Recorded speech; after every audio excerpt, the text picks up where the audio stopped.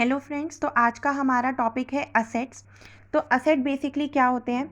Asset वो सारा सामान होता है जो कंपनी या कोई बिजनेस ओन करता है अपने डेली बिजनेस को ऑपरेट करने के लिए।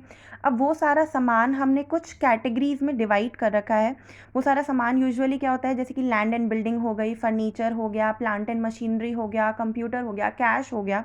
तो इन सारे सामानों को हम क्या बोलते हैं? असेट बोलते हैं वाइडर टर्म में, जिसको हमने फर्दर बाइफरकेट कर दिया है करंट एंड नॉन करंट में। करंट यानी कि जिसे हम शॉर्ट टर्म के लिए यूज़ करेंगे और उसमें से हम बेनिफिट डिराइव करेंगे। बेसिकली विद इन 1 ईयर हम उसे यूजुअली हम यूज़ कर लेते हैं। जैसे कि हमारे पास होता है कैश इन हैंड, या फिर होता है हमारे पास कैश एट बैंक।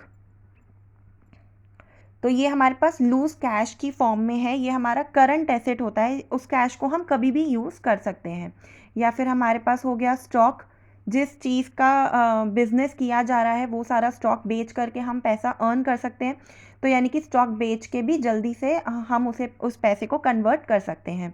स्टॉक को ही हम इन्वेंट्री भी बोलते हैं।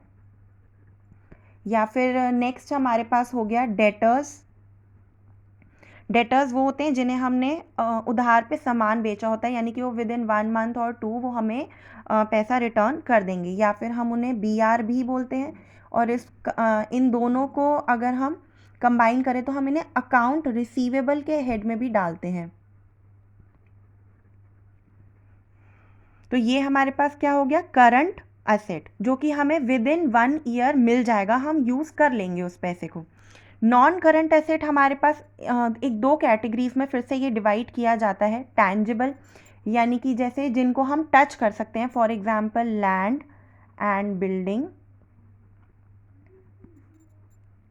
Plant and machinery. अब लैंड और बिल्डिंग को हम विद इन 1 ईयर नहीं बेचेंगे। क्यों? क्योंकि ये हमारा बिजनेस ऑपरेट होगा इनसे, तो इनकी जो ड्यूरेशन होगी वो मोर देन 1 ईयर होगी।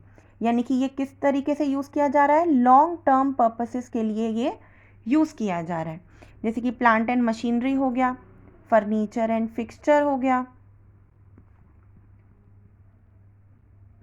और कंपनी के कोई व्हीकल होंगे, या फिर कंपनी के पास कंप्यूटर भी होंगे।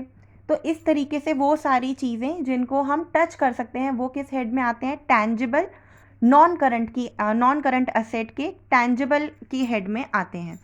नेक्स्ट हमारे पास क्या है? Intangible, that can not be touched, यानी कि जिन्हें हम टच नहीं कर सकते। जैसे कि हमारे पास होता है गुडविल, पेटेंट, ट्रेडमार्क, कॉपीराइट, या फिर कंपनी का कोई ओन सॉफ्टवेयर जो कंपनी ने खुद से बनाया हो और वो उसे यूज़ करते हो।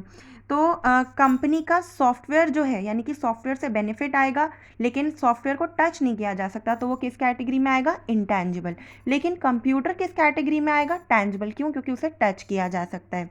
अब हम गुडविल, पेटेंट, ट्रेडमार्क और कॉपीराइट के बारे में अलग से इसके लिए मैंने एक वीडियो बनाई है, आप उसे देख सकते हैं। तो हमारे पास शॉर्ट में असेट्स को हमने किस तरीके से डिवाइड किया? Current and non current.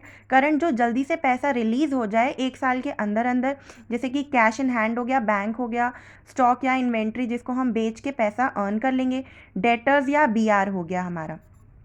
Next हमारे पास नॉन करंट में 2 कैटेगरीज आ गई, टैंजिबल, इंटैंजिबल। टैंजिबल यानी कि जिन्हें हम टच कर सकते हैं, इंटैंजिबल को हम टच नहीं कर सकते।